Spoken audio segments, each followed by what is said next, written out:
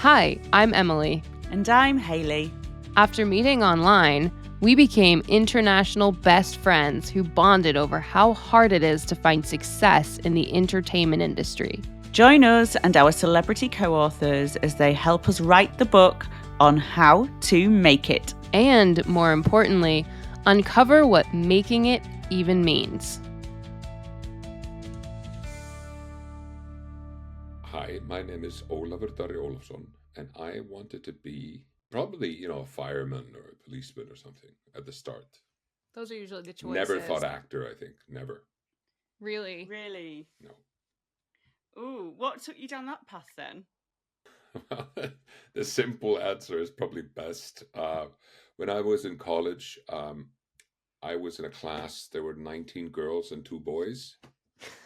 And I remember the girls were involved in the theater, so the theater group, and they had a read through. No boys showed up, so they asked the boys to join, and I was like, well, can't be all bad. And sure enough, I went and kind of fell in love with it. That's a great origin story. Enjoyed it. So you definitely but basically because of girls. Yes, well, that's great. I think that's a reason why a lot of guys get into the acting, Probably. I've had groups where my wife's a dancer, and I know by I've always been fascinated by dancers, and it's not only because of dance; it's also because. For one of my slightly surprising facts off the internet about you, I found out that one of your credits is Santa Claus, which I really enjoyed. Yes, which is a fantastic show called KIF on for Disney.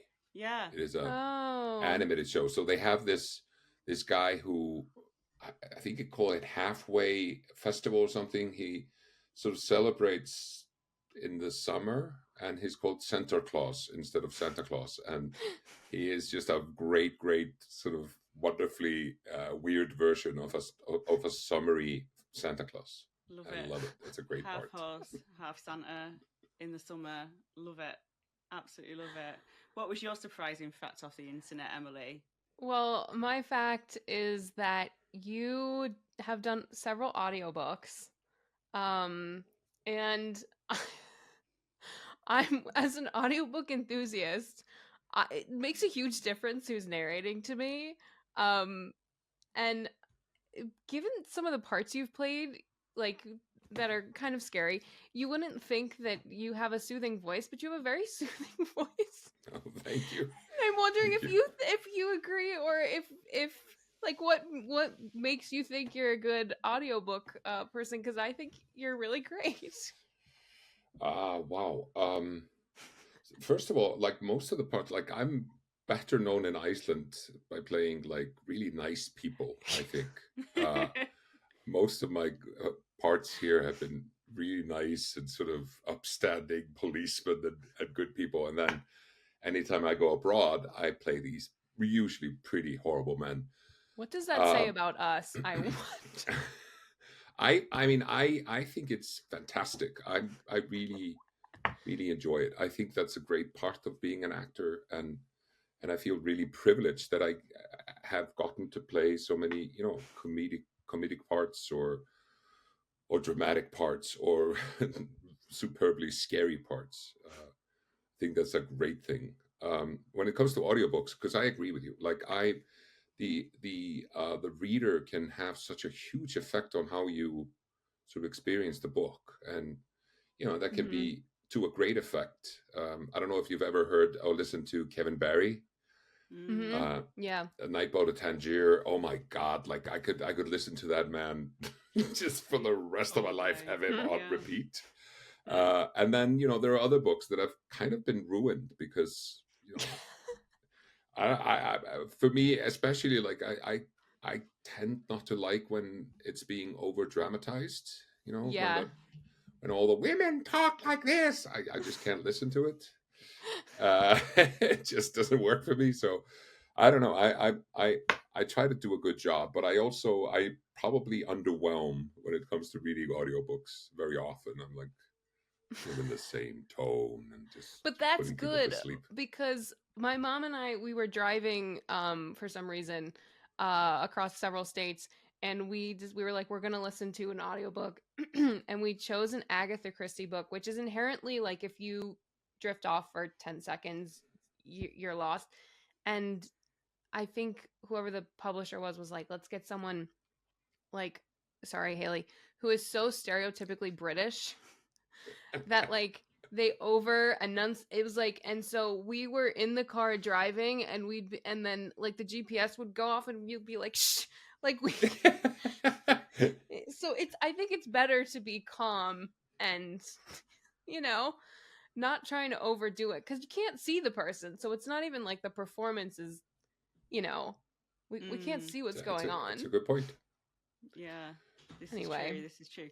I was once listening to the audiobook of the book Bird Song, Sebastian Faulks, and it's got some really raunchy bits in it. And I was going across the Humber Bridge, which is a big old bridge in the north of England, and I came to the toll where you have to pay your money. And as I came to the toll, there was just this very vivid description of this very rude scene. And yeah, he just didn't know where to look or what to do. Bless him. But yes, so yeah, be careful with the audiobook of the song. Have you ever had to do one of those? Have you ever had to narrate an intimate scene?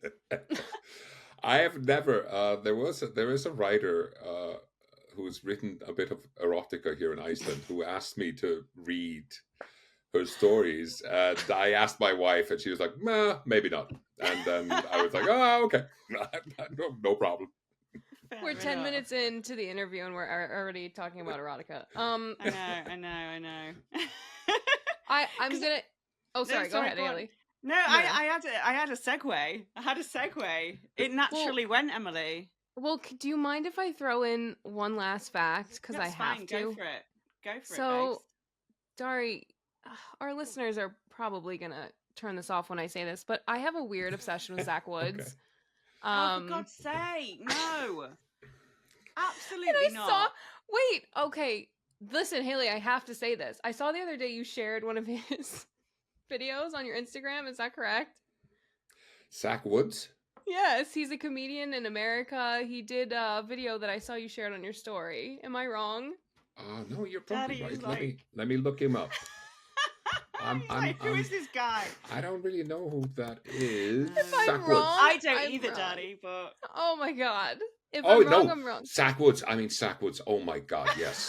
I'm sorry. One of the funniest people alive. Damn it. Oh my God. I'm trying to make this go away. You're not really helping. I've been trying to get him on this podcast for a year and a half, and every time there's any connection to Zach Woods with a guest, I'm like, so what's your opinion? Like, do you have a... So I saw that and I was like, yes. I find him to be screamingly funny. And I love his very long, ironic sort of... where he seems to be cheering on someone or something, and it just goes on, and I just love it. I think it's really good. This was so sorry, Haley. Sorry to disappoint. It's fine. He's a very funny guy. I'll give him it. I'm expecting Emily's level of stalking. But see, it's one of those things where like I've forgotten how this started. I know, I can't remember either. I can't remember how we started this. I just think he is so brilliant, and I agree. He's a character of himself, and I love that. And so, any chance to discuss his comedy, I'm gonna take it. And I mean, he on a show like The Office is just, I mean, it's just screamingly funny, and it just seems to be a person that has a very easy sort of way of taking the piss of himself. In the biggest way. And if you usually those are the funniest people. I don't know if you have the show in Iceland, but if you have access to the Peacock show that he did called In the Know, it's a claymation. Oh, I haven't seen that. It's on Peacock here, which The Office is also on. It's like NBC's streaming app, but he plays an NPR host, and it's all claymation, and the interviews with the celebrities that the NPR host does are all improvised, and it's the actual celebrity. Fantastic. So please A little bit between two ferns is probably one of the Yeah. funniest things I've, It's just in that vein.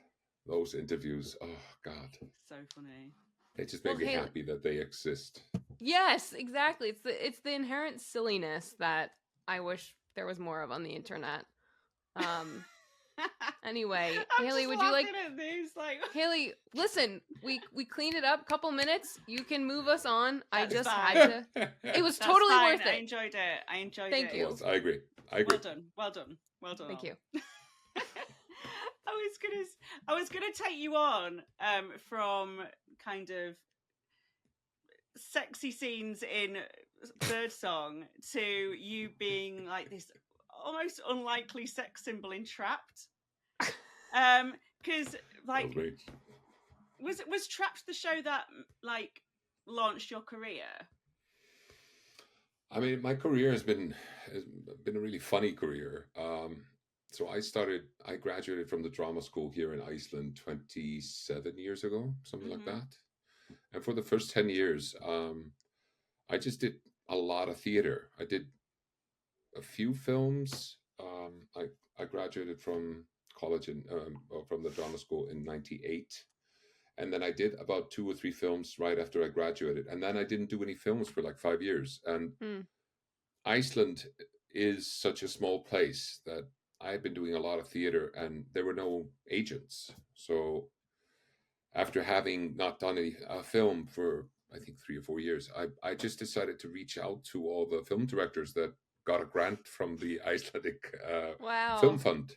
Amazing. And it was just a great move. It was really good, not only just to reach out to someone, but it was really good to sort of take control a little bit of your own career. And so I there's ego to everything we do. And I remember I was sort of debating whether or not to call people and, what could be the downside. And my sort of conclusion was that the most difficult thing that anyone could say was like, no, I don't want to see you. I don't want to audition you. So the upside was much bigger than the downside would ever be. So I basically called, I think, 5 directors. 3 of them were incredibly nice. One of them was kind of like, I don't know when I'm doing my film. And one of them I had worked with before, and he said, like, if you call me in 2 weeks, then I'll start casting. And I remember I was like, if he doesn't remember this phone call in 2 weeks, then maybe, Yeah. But sure enough, funnily enough, I called these directors, and one of them, I just love this. So basically I talked to him and he told me, well, I'm making this movie, but I'm very sorry, man. I only have female parts, so I don't have any men. I don't need any men. So, and I just said, like, I'll do anything. Like, I'll be a face in a window, a footstep in the background or whatever. And I don't mind. I'll audition or self-tape or whatever you want. And sure enough, he called me a week later and said, when you called, I have a part, but when you called, I had never thought of you for that part. But since you called, I can't think of anyone else. And beautifully enough, that was with Elma-Lisa, who I've done a few films with, and playing her boyfriend. And that was kind of a different part for me. So I think I've lucked out many times with stuff like that. That directors have been willing to cast me sort of against type, or sort of trusted me with something that under sort of normal circumstances they would have cast someone else. And I think Trapped is part of that. I think but you put yourself traditionally out there, would have been a handsome, like, a properly handsome leading man. Very handsome man. What are you talking about? But you know what I mean, like traditionally, like, a Brad Pitt or something. I don't know. Those guys are the worst. But anyway, like, so I've been really lucky with that. And I think Trapped was a huge thing for me in my career. But I was already kind of working. I'd worked a lot in the theater. Yeah. And I kind of lucked out at the same time, because I I did. I auditioned for Walter Mitty, Secret Lab Walter Mitty, and I had sort of started my American career maybe a year or two before Trapped. So everything was kind of coming out as Trapped was coming out. And I did Walter Mitty and True Detective and other things. Yeah. So yeah, just Is been a it lucky son of a bitch. is it looking out though, or is it No. is it getting yourself in front of the right? It's like treating it like a business almost, and like doing the networking work and not expecting it to just come to you. I think that was part of. We have agents here in Iceland now, and I certainly have a great agent in London, and a wonderful manager in LA, and those people I count on them for everything. But here in Iceland, it was kind of just part of having to grow up. Almost like, I remember every actor I knew was in trouble with their taxes. Because you start working and you get all the money, you're like, oh my God, you get so much money. And then you realize a year later that the tax man actually wanted half of that. And so most of my friends were like, how can I get a bank loan? Me so yesterday. So I remember that was something I was sort of like, oh, okay, now I'm just going to take this in hand and learn about how and where to do my taxes and all that stuff. It's just, I'm weird with stuff like that, That's not a bad thing to be on top of your taxes. No, but I think it's really important for an actor to be sort of in the driver's seat of his own career, and it took me a while to figure that out. I was working for a theater here in Iceland, which I thought I would work for 10, 15 years, and they fired me after 2 years because they were cutting back, but also because I wasn't happy. I had been hired as a part of an ensemble, and it just wasn't an ensemble theater. So, I was happy to play the small parts and do all that stuff. But anytime there was a bigger part that came along, the theater sort of went outside of the ensemble and would hire a star or someone with a bigger name. That's so frustrating. It really was. So in the end, that's one of the best things that ever happened to me. I bet they're kicking themselves now. I mean, it's Iceland. We all know each other so well. That's it. But yeah, it was interesting because I remember when I graduated from drama school, I had set myself a goal, which was one of my favorite Icelandic actors is Ingvar Sigurðsson, who's just an incredibly, like a phenomenally talented actor and a great person. And I remember he was in a position where when I was graduating, that he could kind of pick and choose what he wanted to do. And I remember I was like, in 4 years' time, that's going to be me. And sure enough, in 4 years' time, I got fired. and I remember for like a week, that was like, so what am I going to do? Like, am I just going to not be an actor anymore, or I'm going to do something else? But that was a really good kick in the butt. That was like, okay, so now I just have to. I can't put my trust in anyone else. No one will ever be more interested in me or my career than myself. No one. So you have to, you have to be awake when you want to make your own decisions. Yeah, so true, so true. I was just thinking about when you were saying earlier about having more comedic roles there. One of the funniest moments of season 2 of Severance, which I told you I was at the event here in New Jersey a few weekends ago, and Stephen Colbert said the same thing, is when you get shot. And there's a couple moments too where when you say the thing about the guy wearing the sweater, like there's very comedic moments where like I'm laughing out loud and you're like bleeding to death, and I'm like, I'm conflicted.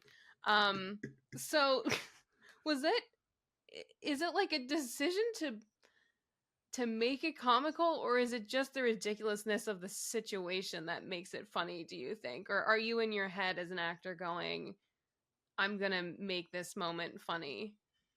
That's such an interesting question, because I mean, so much comedy comes from drama. I think, I when you think about just the first episode of Friends is basically Ross finding out that his Mhm. wife is a lesbian and Mhm. she's pregnant with his baby, and she's leaving him for a woman, Mhm. which is in essence a very dramatic thing. Doesn't matter if she's a lesbian or anything like that, Mhm. but it's just anyone leaving you, and Right. especially if they're having your baby, or that's a dramatic thing. And I think usually, at least for me, the funniest things aren't really played very comical. They're played very serious. Mm. I have a very British sense of humor. I think the British sort of dry, ironic, yes minister humor is just something I find so funny.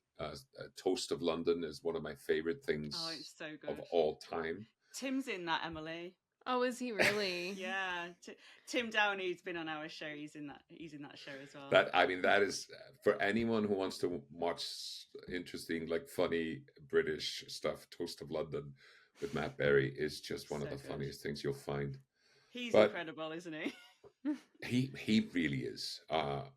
And just I think because now people know him because of what we do in the shadows. But when you look Mhm. at his career, like he was doing his stuff for such a long time, just under the radar. I mean, funny, but I don't think people were. I remember that someone did an interview show with him here in Iceland. I had no idea who he was.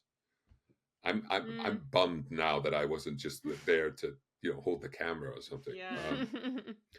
But I think to answer your question, I don't think I don't think I, especially with the gun and getting shot. I never thought it would be funny. I just never thought. I never thought it would be sad. I mean, No. even me, I'm kind of glad that Mr. Drummond just goes away. I'm terrified of him. Like I'm happy that that happens. I mean, he's very scary, except he has the most Gen Z feminine tattoo on his hand. You Oh, know, like frolic. the frolic is like, I get that it's supposed to be scary, but I'm like, I see this on Pinterest. Like, not the exact, but a lot of girls are getting like baby girl on their hand, and I'm like, Mr. Drummond's just got like frolic, and I'm like, have any fans like gotten this tattoo and showed it to you? Oh, I not that I've seen. No, Okay, Emily I would I is, be. hope aren't not. you? No, I'm good with the hands. I'm gonna keep my hands as is, but I just find that so funny because it was like they zoom in and it's supposed to be like this men, and I'm like that. So, do you guys have tattoos? I do. Oh yeah, Okay. Haley does too. I've got a couple. I have nothing. Have you not? It's always been for me. It's been like being an actor, especially back in the day. Like that was like a big no for actors. But now I meet actors that are just covered in tattoos, which I think is terrifying. Yeah. I started getting one removed, and then Yeah. it got too expensive, so I have like 2.5. Did you have like Winona Forever or something like that? No, I got one when I was 19 and I was like, I'm an adult. And it's just, and the tattoo artist was like, hey, like FYI, in like a few years, this is going to be a blob. And I was like, you don't understand my vision. And now it's a blob. Okay. So that's the story. Bless you. Bless It'll be you. gone someday. But not yet. Yeah. Poor makeup department are always like, everything I work on, they always seem to be like rubbing out people's tattoos before they go Yeah. on. Like, Mhm. yeah, it takes ages. And it's I also, was- I think you have to get permission, right? You have to get permission from the artist if you're going to use the tattoos, Yeah, and then you have yeah. to change them. Oh. It's easier just to cover everything than it is Yeah. to get it through legal. Wow. I didn't It's know kind of a that. big deal. It's I was such working pain on a in the show backside. once, and one of the actors got a tattoo like over the weekend, and boy, was it a long production meeting because they couldn't cover it because it was Over the new. weekend? Oh, he Oh was my in God. he was in trouble. The way people act when it's like their Wow. first thing they've ever gotten, it's like I feel like young actors sometimes are like, I'm untouchable, and then it's like not exactly. I Yeah. remember one of my colleagues who shaved. He thought he was finished. He had one scene left to shoot. Oh no, that's terrible. That was a tough meeting. And he had like So a full funny. beard like me. Like I was like, Oh shit. how are we gonna fake this? It's one scene. That's crazy. Oh my What god. It's so funny. happened? I Brought mean, in. in the end, the director. I remember the director was Sharpie. he was pissed, and he was just like, "Well, just shoot it from here," and it was just It's these just his all really like strange, Really, really. like a back dramatic. shots, back shots. But they fixed it. In the end, the film came out. No one noticed, so it worked. Wow. When you are filming those scenes that I find funny that are maybe not supposed to be, did you ever break in you see Friends bloopers, everyone's breaking, like are you and Gwendolyn like laughing when you're like doing this, or is it all just very serious the whole time? I was just kind of so starstruck on that show. I mean, I love Adam. I think Adam is such a great guy. I Gwendolyn absolutely adore, and She's I my just new feel like hero. I'm like what all these wonderful, incredible people, and just really professional. So I mean, it's kind of weird. Like I felt like I really enjoyed it, and it wasn't you know stressful in that way. But at the same time, I remember it's just really, and also the fact that I hit or Adam, and Adam pushed Mhm. Adam into the wall, that didn't really help with like, oh, this is Mhm. fantastic. Concussing the star, yeah. Yeah, concussing the star, Mm. and Yeah, and then having problematic. 2 days left of the fight scene was not my best moment. But no, I mean, I just remember talking about me and Adam in the elevator. We kept talking about old films, stuff like Hmm. that. It was nice. It was. I really loved being on Severance, and the cast is such. It's just such good people, great actors, but Yeah. also good people. It's just like becoming a part of a family. And Yeah. It was crazy that day I found out about. They didn't announce that whole thing was happening. Although I'm not important enough online to be invited, so I was in the standing room only thing. I okay, found out about it at 3 o'clock. I was standing by 4:30, and it didn't start until 7. So it okay, was like Nerd. me and like 100 people we're all standing surrounding it, and everyone the whole time, no one's like on their phone. Everyone was just like ready to go, and I think that just speaks to the power of the whole cast is everyone's like who's gonna be. And when I saw that you were there and like Sarah was there, I was like, great, everybody is here. Like I was excited to hear more points of view. Not that I wasn't like I always want to hear from Ben and Adam, and but then Theodore walks out, and you're just like, what the heck is going on? Um, so yeah, it was a huge treat, and everybody there was just like so thrilled, even though we'd been standing there for many hours. yeah. I mean, it felt for me like also just so you know, like for the actors, for us, it's kind of special to, especially when you're working in TV. Like usually you don't Yeah, meet a lot of the audience. When you do film, usually at least you have like premieres and stuff, hmm, so you meet them a little bit. But for me, this is it hasn't happened often, and it was just incredibly special to see also how much Apple loves the show, and also just how much they've put into creating this environment of people. It's a sort of submersive environment where you can experience the show. And I remember when I yeah, walked in, the woman, the actress who was lying on the table, yes, like like Brit or her yeah, character is, and Yeah. Helly is in Ellie. the first episode of season 1. She was there for like 4 hours lying on that table. That's Like commitment. I was completely blown away with that. But it was an incredible event, and also in that beautiful building. I really I love that building. love Bellworks. I go So there beautiful. quite a bit because they have a wonderful farmers market. They have like salsa Oh wow. dancing classes and trivia nights, and Ooh. like it's a really fun um place. So the fact that then I went back the next day because you Yeah, I got to can do all believe the photo ops and things like that. But yeah, it's a really beautiful. How did you like New Jersey? Out of curiosity. I haven't spent much time in New Jersey. I was in Homedale, and Yes. that's about it for me. But a lot of the people, of course, when you work in the film industry in New York, a lot of the Mhm. people either come from New Jersey or live in New Jersey, and it just seems like it's a really nice place. Sounds like a little bit like suburbia. That's where I Is am that right a good now. representation of it?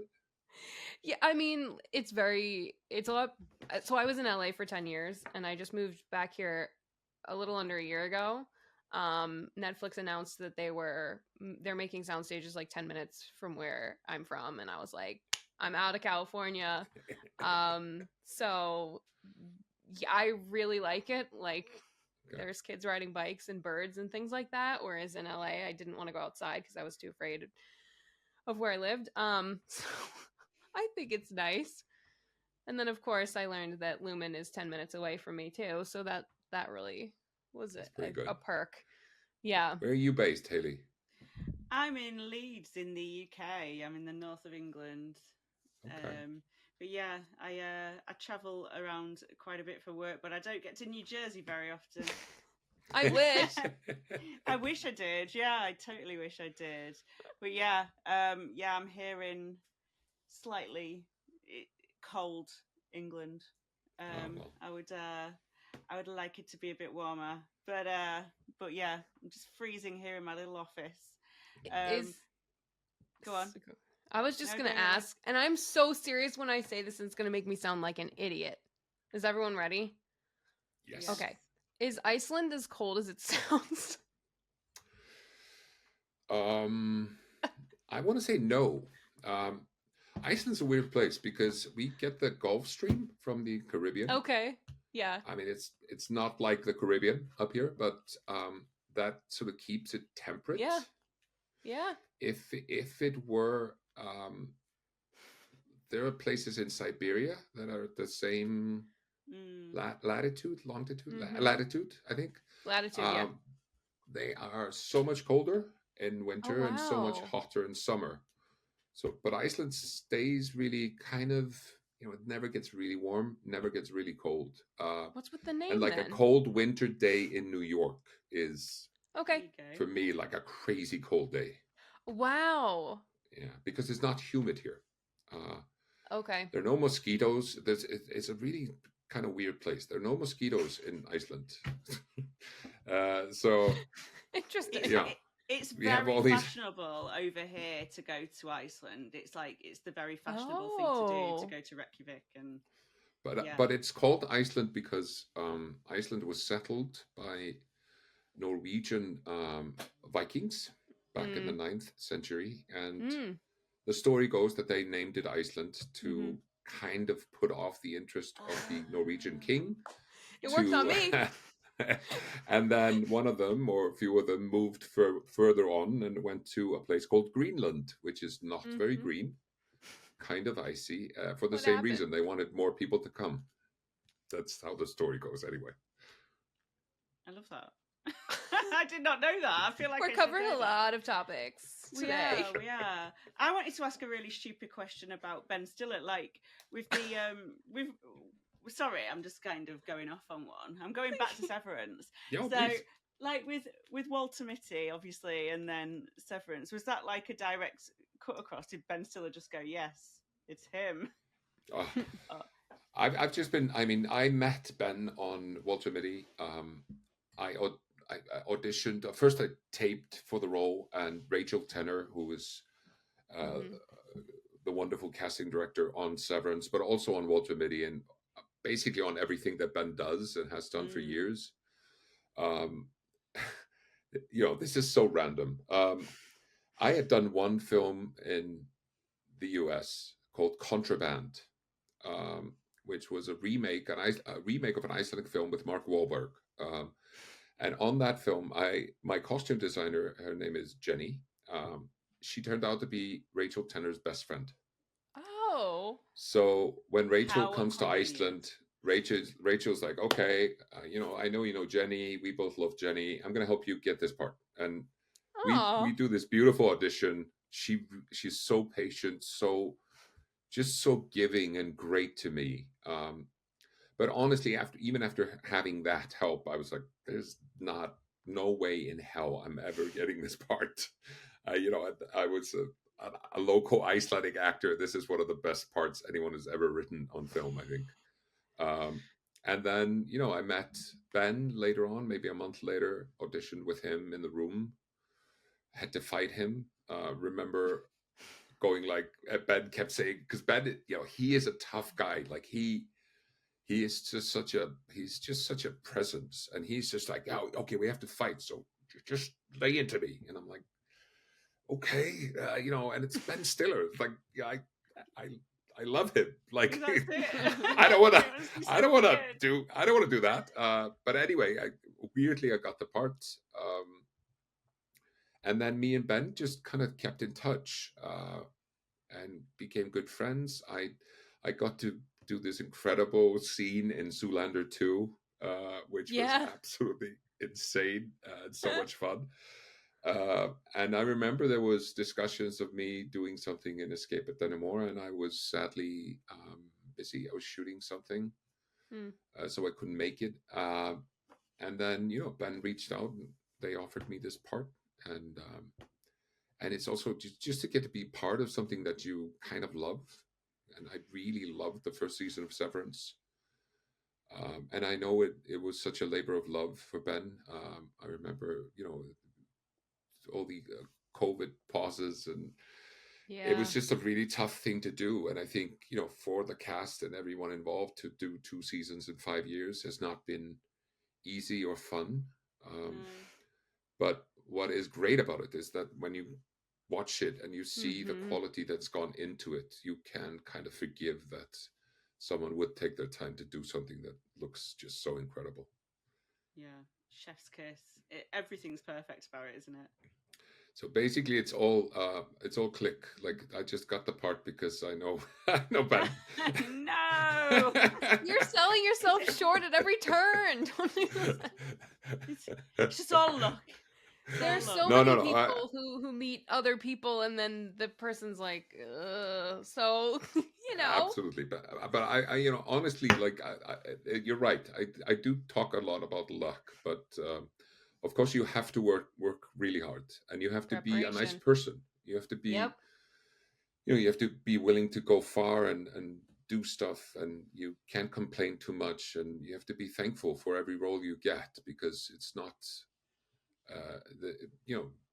why you instead of someone else.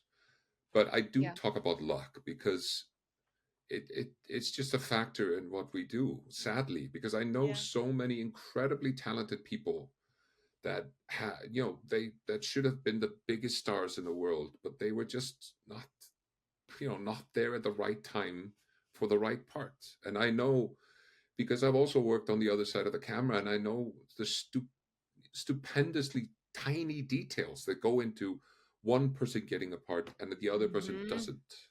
And usually we don't hear those things. So for us, it's different for everyone, but it can be just such a rejection not to get something, especially when you've gotten far into the process. Yeah. And honestly, sometimes it's just this tiny nothing detail, and you're just like, we'll pick him, we won't pick him. That's it. It must be so hard to not kind of get, like, when you don't get it, to not get into the zone of, oh, I'm not very good, even though it's clearly not that. It's just something. It's just something that they're looking for that is better in the other person. It must be so difficult. I mean, I think I have a great story of, I think, both versions of this. I remember, you remember there was a film that Will Smith did called Focus. Oh, yes. Yeah. And there's a wonderful, wonderful actor in New York, Adrian Martinez. And I think he plays the part that I was kind of up for in that film. And I remember they flew me from Iceland to New York to audition for the directors, and the directors had seen me in Walter Mitty, and they were so, enthusiastic about getting me to audition. And even one of my friends was staying at the same hotel as them, met them in the bar, and they were like, "Oh my God, we're seeing Darri tomorrow. We can't wait. He's so incredible." And I turn up and I absolutely shat the bed. I was like, I had the worst auditioning day. Just one of those days where I'm just not able to do anything. I was like a locomotive. I couldn't leave the tracks. And it was kind of a fabulous thing. Of course, I didn't get the part.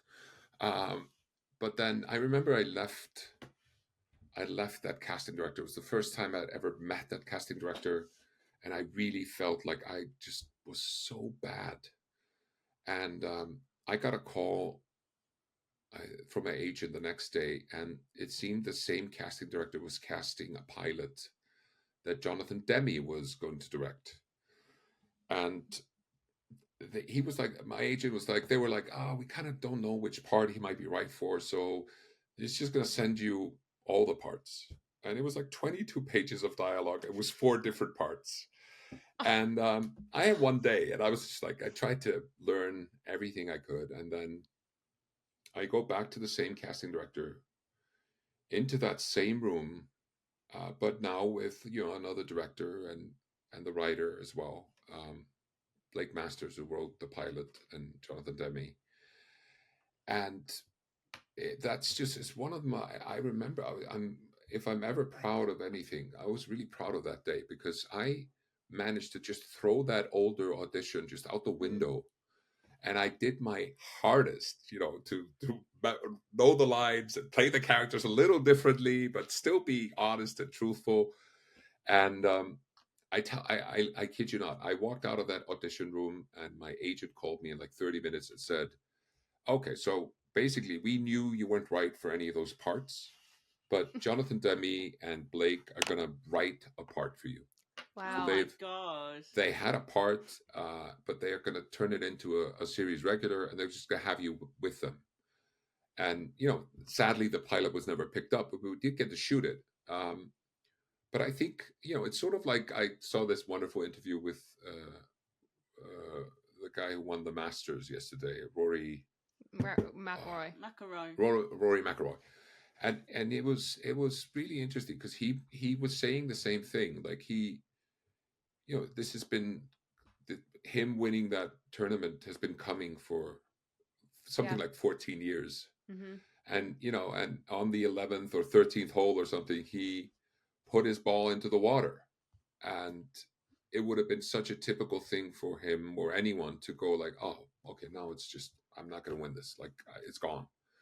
And he said, like, if there's anything I'm proud of, it's the fact that I actually managed to do that, but also then just pick up my game and just continue and not focus too much on that happening. And I think that's very much how an actor has to look at his, or any artist for that matter, has to look at his career. You will have the worst days.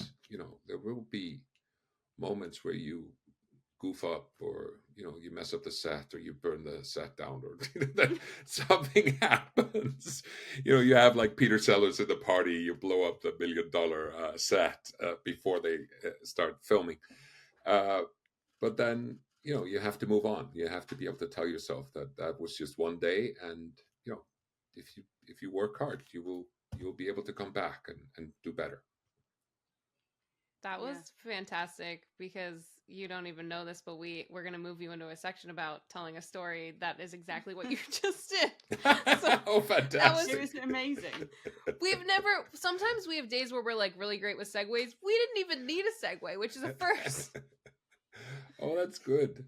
Maybe it's just because I talk a lot. No, that was great. Because I don't know if you, well, no, probably not. But when you started, I was like, yes. Okay, good. I was just trying to really covertly message you, Emily. Oh, really? Should we skip the story? I was so enthralled in the story that I'm not even paying attention to the notes. I was like, I can't skip the story because I haven't talked about Eurovision yet. Oh my God, Eurovision. Go ahead, Haley. Go ahead. ahead. I love that I movie. love that film. Yeah. I love that You are not the film. only one. So many people love that film. I love it. I love how deadpan you are in it. You're such a good foil to it I all. Like, are you a Eurovision fan? I'm not. Are you not?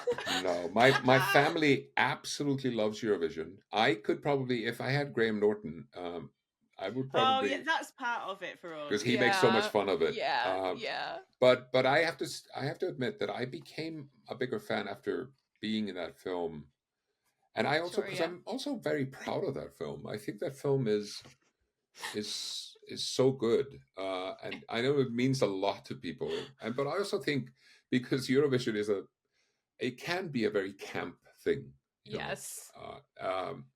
And it would be so easy just to make fun of it. But I think Mm. what the film really does well, it does make fun of it, of course it does, but it also elevates it. It also respects it, and it also kind of puts it on a pedestal. And I think, I mean, Eurovision is a kind of a unique thing where you have all Mhm. these nations that come together. And even like, I love that the Australians are now part of Eurovision Yeah. because they were just such big fans. And in the end, someone was like, "Oh, we just have to Go on bring then. Australia aboard." The only thing they can't win, because then everyone has to leave Europe to go to Australia. But yeah, no, I love that film. It's so good. It's so and Will good. Ferrell and Rachel McAdams, just and Dan Stevens. Oh, Yeah. So, Dan. I worked with Dan on a very serious film, A Walk Up on the Tombstones. But he owns Eurovision. He owns that film. it's just I just think it's the perfect. I just think it's so well crafted I agree. as a Yeah. movie, and it walks, like you say, it walks that line between taking the mick and taking it very seriously just so well. Yeah. And Jaja Ding Dong is Oh my always God. somewhere in my head. No, and you know, Hannes Ole, who is the Jaja Ding Dong man, Yeah. is just one of the sweetest people you could ever meet on this planet. A great actor, and I have like 14 times sent him a message on Instagram. Please, can I ask you to do Jaja Ding Dong for one of my friends? And it makes me so happy that I have someone in my life that I could just sort of call up and ask for that. Oh And he's my fantastic. gosh. I love it. I love it. I've got the playlist on. Like, I've got it on my running playlist. All of the songs from the Eurovision movie. I'm so sad. I proper love that film. Emily, where are we going next? Because we've moved things around a bit. We're moving on to asking you what your definition is, either in career or life or a mix of both, of making it. Like, what does that phrase mean to you? Oh, wow. I think making it in life is, for me personally, and it's a really boring answer, but having kids. Oh. I really honestly felt that as soon as my first daughter came into the world, I realized why I'm on the planet. uh, uh, and now, you know, I have two daughters, and I absolutely love them, and they basically make my life interesting. And I think that making it is to, you know, have kids and make sure that they grow up safe, and as safe as you can make them, and as happy as you can help them be, and help them grow up to be good people. I think that's making it. It definitely Career, shifts perspective, doesn't it? I really, I mean, in a way where I wouldn't have believed it. And I know it sounds like, you know, it sounds like a line or something, but it really honestly is that way. Um, it's also so good for an actor. It's so good to shift the focus from yourself onto someone else. And I mean that with full honesty. Being an actor, I find is always, there's always a struggle with ego. And I understand why, because I think you cannot be an artist without ego. It's just, ego is part of the driving force that makes us do anything. And for you to want to do well as an artist, you have to have ego. But it's a constant battle because I find egotistical people to be just the biggest turnoff I know. So you have to have the right blend, I think, of having ego and having belief in yourself and being proud of when you do well, but also being able to be honest of when you don't do well. And I don't know any artist who just does well, to be honest. Yeah. Absolutely. No, I like that one. We've not had that yet. No. Nobody's loved their kids, I guess. I know. Am I this up, guys? No, I love it. no. That I don't know if was you noticed, but when we were talking about Eurovision, my littlest one came behind this screen. Oh, I didn't see that. Oh no, we half didn't see. naked, and I just saw him, and I was like, and Do then my husband came and took him away. Do you remember that incredible, what was it, CNN I was just interview? thinking about that. Oh, Yes. it is like the best sketch of all time. It's just like the funniest thing I've ever seen. Everybody's reaction to it as well. It's just incredible. But also just such a real life event. Like, my younger brother had his son here tonight, who's 18 months old, and just, running Aw. on everything, jumping off everything. And my brother's just like, I said, oh, so he's making you older. And my brother's like, in some ways he's destroying my life. But in some ways I'm also younger in a way where I'm now actively jumping to save lives like every 3 seconds. So it makes me happy. Kids are awesome. Aw. I don't have any, but I'm just living. Haley's got 3. I So wish that's you enough. lived closer to me, Emily, so you can look after mine. I know. That's what I say all the time. I love being an aunt. And then you're like, well, I'm going to leave. I'm always messaging Emily saying, how can I stop these from becoming assholes? Yes, we talked about that a lot. Do you know when you feel like you're messing it up all of the time? Like I'm always worried that I'm causing some kind of trauma that I don't know about or something, But I mean, I think that's how it is. And life is so unpredictable. And people that have gone through the most horrible childhoods that have grown up to be great people, and vice versa. And I think what you have to do is just you do your best, and that's anything anyone can ask. That's how it is. Haley's a great mom. So I don't know. I'm trying. It is. How do you guys know each other? You are the first person to ask us that. I'm just realizing nobody's ever asked us that. We met. Go on, Emily. So okay, I'll tell the story. Much like you, Dari, I am a cold email fiend. I'm like, nobody's gonna knock on my door and smell my potential, so therefore I have to tell everybody about it. And so I was just firing off messages on LinkedIn. And Haley was one of the unfortunate recipients. And then 3 months later, she replied. And then we got on. I don't check my LinkedIn very often. Yeah, I was going to say that says more about LinkedIn than it does about Haley. No, I think I messaged you again 3 months later. You sent another one, and I have my schedule of like, here's who I've poked, and they haven't turned around. And so then we got on a FaceTime call, and I've not stopped messaging her in the 3-4 years since then. Crazy times. Wow. It's an advert for LinkedIn, if nothing else. They haven't. Where's the LinkedIn sponsorship? I don't know, but then Haley and I were working at Warner Brothers in different countries, and so we kind of bonded over talking about working for the in the same people world. Who we both knew. Right. Oh my gosh.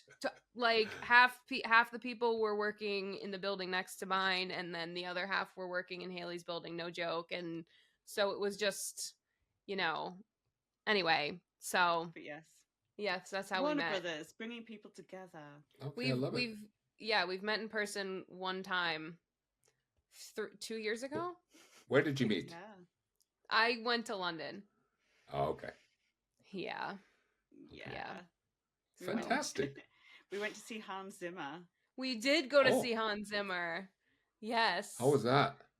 Very cool. It Very was. cool. It. He's wild. It was. I could go on for so long. He is such an interesting fellow. My favorite story is at one point he came out with his leather jacket tucked into his pants. It's beautiful. Beautiful. But you know what? There love need to be a little bit dorky if you're a composer, so the leather jacket had to be canceled out by. Bless him. Anyway. Anywho, I'm gonna bring it back to the to the how to make it thing. That thing. Okay. Yeah. So if this was to become a book and your episode was a chapter title, what would your chapter be called? Would you like Emily's examples? got some examples. Yeah, sure. That would be great. Okay, so most people's chapter titles are about freaking out about job stability. We've had we've had a variety. We've had I'm scared, please hire me. We've had please tell me the catering's good. One person has been calm. That was Donnie Wahlberg was the only relaxed chapter title. We've had finally some stability for now. So anything, it can be positive, but and a really random one about pumpkin soup that was nothing to do with anything. But just anything that you think sums up. Well, I think my reaction to I had my first sort of filming job outside of Iceland was I was told a very, very low budget TV film called 1066. And I was, of course, playing a Viking in that. Obviously. And I remember I came to set and saw the catering and thought, this is not a low budget film. Like having worked in Iceland, where you just basically you get fed a pizza out of the back of the van if you're lucky, and that's lunch. But I remember that was my reaction. I was like, this is not a low budget thing. They have all this food and stuff. That was fun. I think this is not this can't be a low budget. This can't be a low budget project or something like that. That would be it. This can't be a low budget project. I don't know. It's not a great chapter. No, I like it though. I like the meaning behind it. Because you can tell, you can tell Haley's gotten food poisoning off of the. Oh God! Off of the catering. Can I tell you my food poisoning story? It's the best. Please. Oh God, guys! Oh. I was shooting a TV show in South Africa, in Cape Town. And we were shooting during the day, and then we were taking the red eye from Cape Town to Amsterdam. And so we're shooting in the morning, I think a love scene or something. At least there was a kiss involved, and we were in bed or something. And I remember I was thinking, like, I'm not gonna have like a big meal. I'm just gonna I'll have a salad. And remembering that, I thought, like, my wife would be so proud of me now having a salad. And I had the salad, but I don't know who washed that salad or if they didn't. No. But it's really, this is just such a funny story because it's horrible but funny. So we wrap at like 5, and the plane is supposed to leave at like 9 in the evening, and we wrap at 5. I go to the hotel, I pack, and I'm like, feeling a bit strange in my stomach. What's going on? And then go to the shuttle, go to the airport, and then slowly, as I walk into the airport, I start realizing that I am not well. Oh no! And I go to security, put my backpack, walk through, and I remember this guy saying to me, like this security guy saying, well, we have to rerun your backpack. And I was like, yeah, that's fine. Yeah. Oh no. Oh, there's a garbage can. And then I just walked to the garbage can and, got rid of that salad and a lot of other stuff. And for the flight was delayed 3 hours. Oh God. Thankfully. I was going to say, isn't that that might be a good thing. I know, but I was in the lounge, and thankfully, flying business. So I was in the lounge, hugging a toilet for something like 5 hours. Oh, that's sad. And then I go on the plane, and I had, my producer had asked, like, would you like to take the flight tomorrow? And I was like, is that possible? And she was like, yes, I think so, but they don't have any business class seats. And I remember I was like, there is no way I am flying on economy tomorrow. Maybe this sick. I'm doing that tonight. But then I got on the plane, told my steward that I was feeling kind of sick, and then slept for like 10 hours. Thankfully, nothing, like no problem, and then landed and everything was fine. But I'm never having salad again. That was my takeaway from this. That's the thing that really that's the dangerous thing. Don't have salad. Maybe that's an alternate chapter title. I'm never having salad again. Don't have the salad. Do you know what that reminded me of? I know you mentioned the American Office before, but with like doing a love scene and wanting to have salad is when Michael is gonna sleep with Holly for the first time and they're gonna go get dinner and he's like, I'm gonna have something light, maybe soup.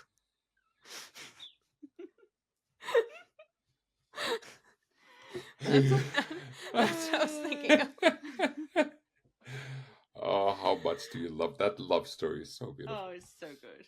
Yeah. So good. God, I could go. Oh, this could be a 4-hour interview. I don't want to take up any more of your time. Haley, have we done it all? Do you have anything else? Yeah, man, we've done it. We've done it. I'm golden. Amazing. Golden. Thank you. You've been amazing. This has such been a pleasure to meet you guys. So fun. Thank you so much, Daddy. I'm going to try and do it. Darri. Darri. Oh, Darri. Yeah. Darri.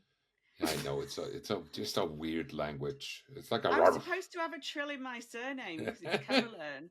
I can't. Morally Darren. I can't even say your last name, Haley, so I can't. Well, thank you. Thank you for having me. Thank you guys for having me. Trills. Thank you. Thank you so much. Thank you.